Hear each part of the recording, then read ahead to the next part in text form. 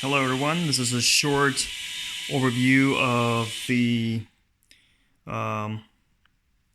recent drone that I got. So I'm testing it indoors, though it's not safe. I'm just going to show you how it goes up and down. So here's the remote. So you have to make sure that you pull these two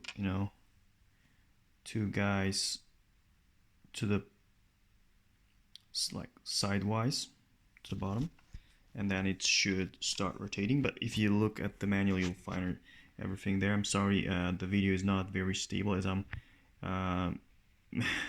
taking the video and also trying to navigate it.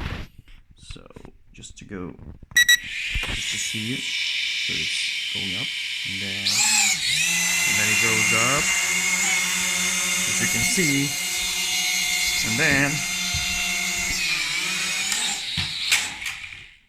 okay, that wasn't very good, and as I told you, if you shouldn't fly it indoors, it's not going to be safe, but